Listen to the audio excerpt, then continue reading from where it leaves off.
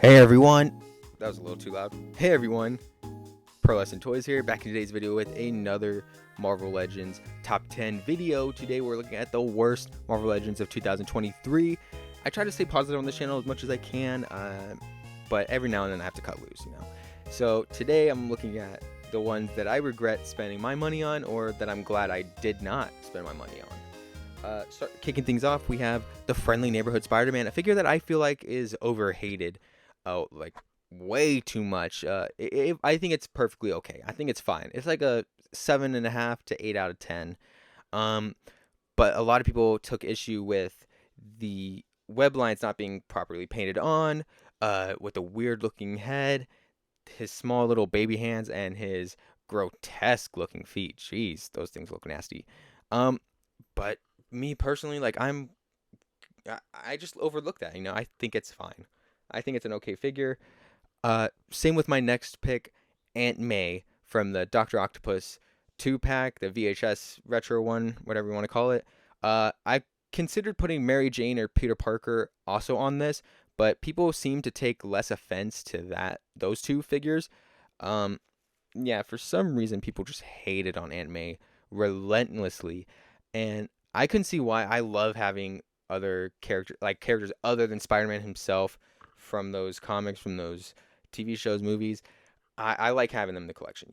And having Aunt May, she's like a staple for Spider-Man. So yeah, I think she was overhated way too much. The reason why she's on this list is pretty much because um, if you wanted Doctor Octopus, you had to get her as well.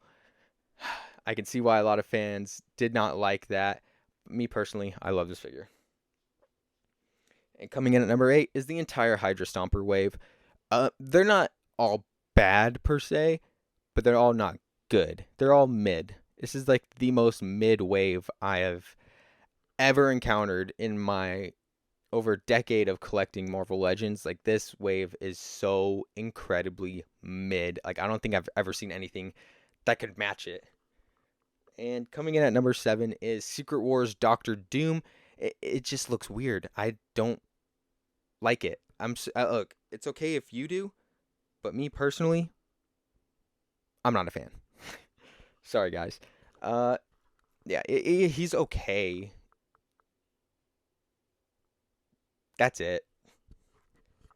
And coming in at number 6, we have Midnight Suns Iron Man. This is a figure that looks so freaking good until you start to pose it around. That's when you start encountering a lot of problems. The arms are just atrocious. They're atrociously bad. And oh man, the articulation, the abdomen, that's also bad. The legs are kind of bad too. It's just overall just a really tough figure to pose around, put in some pretty cool poses. I will admit though, it has a really cool paint scheme.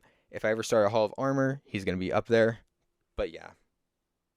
Coming in at number 5 is Commander Rogers from, dang, what wave was it? The Totally Awesome Hulk wave. Yeah.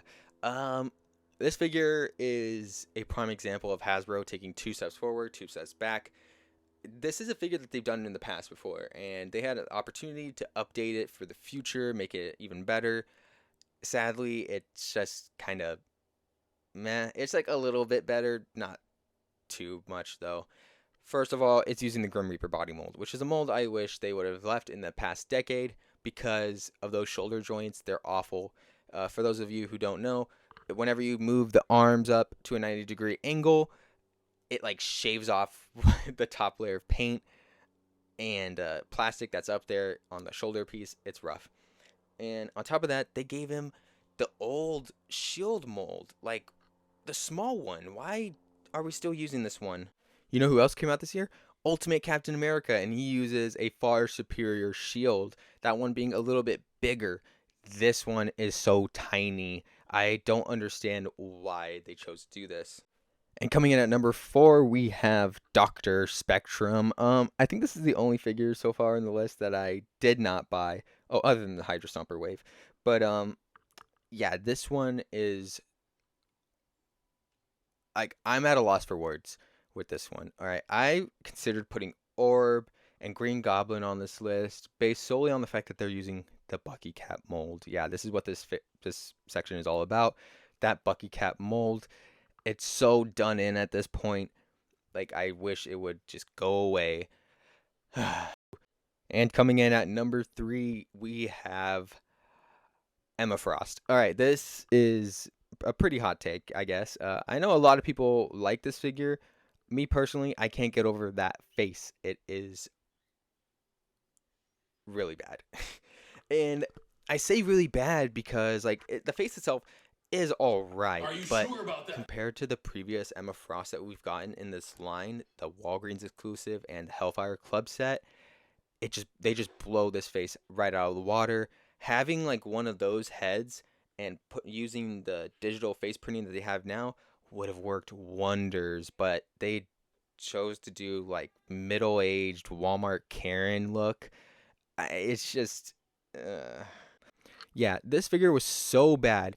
I went out and spent $170 to buy the Hellfire Club set for a Emma Frost figure that was actually good. And coming in at number 2, we have Cassie Lang Build-A-Figure. I have been a dedicated like MCU Marvel Legends collector for years, ever since the beginning of the line. Like, one of my first waves was that Avengers Walmart exclusive wave, with Cap, Hawkeye, Iron Man, Hulk, Loki.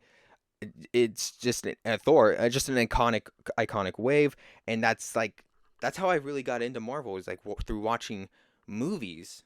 And the MCU has been on top of their game in the last decade, in the 2010s. But after Endgame dropped, a lot of their projects just failed to live up to expectations. Now, I'm like the biggest MCU apologist there is. I really stuck through it, I really try to find the good among the bad. But starting with Thor: Love and Thunder, I just started I started to crack, that was my villain origin story. I cracked at Thor: Love and Thunder because, oh boy, that movie was a piece of shit. And so was Ant-Man Quantumania, also a piece of shit. I will say that the only movie figure that I've gotten from that wave is Ant-Man himself. I plan on getting Wasp and Kang sometime in the future because they both look all right, But Cassie Lang, for some ungodly reason, they decided to make her a 12-inch figure. Truly an awful decision on Hasbro's part. They should have just throw out one of the comic figures. Throw out that red dude with the gun. I forget his name.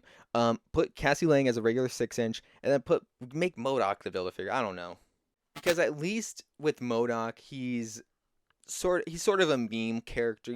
Some people would kind of want him. Nobody wants a 12-inch Cassie Lang. Nobody. The only positive thing I could say about this figure is that it's wearing Chucks. That's cool. Coming in at number 1, we have the entire Spider-Verse wave. The missed potential of this entire wave. It's unprecedented.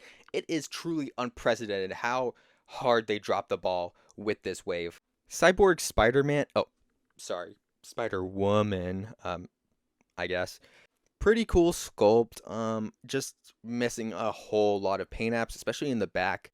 Articulation is also pretty weak. I think my biggest gripe with her is the fact that they had the opportunity to make a big character, from the movies, and they did not do Spider or Penny Parker. That would have sold for sure. But instead, we had Cyborg Spider-Woman, who warmed shelves for a large majority of 2023. Speaking of warming shelves, we have Spider-Woman, Peter B. Parker, and The Spot. Those 3 from that retro carded wave truly were the bane of every retailer in America. I'm willing to give Spot some leeway. I think it's a decent figure. Spider-Woman, Jessica Drew, and Peter B. Parker are inexcusable. I think Peter B. Parker is absolutely the worst figure of this year. I cannot understate how fucking bad this figure is. First off, why didn't they just do the whole suit from the first movie? Absolutely nobody asked for this. It's just a really awful figure. Jessica Drew Spider-Woman, very inaccurate to the movie, as is a lot of the other figures I'm going to get to. Miles is super inaccurate. Spider-Man 2099, also kind of inaccurate. He has that web cape on the back, which you only see for 5 seconds in the actual movie. And Gwen and Spider-Punk are really the only 2 decent figures in this entire wave, but even then they still are pretty bad. That's about as much negativity as I can handle for today, so I'm just gonna wrap it up there.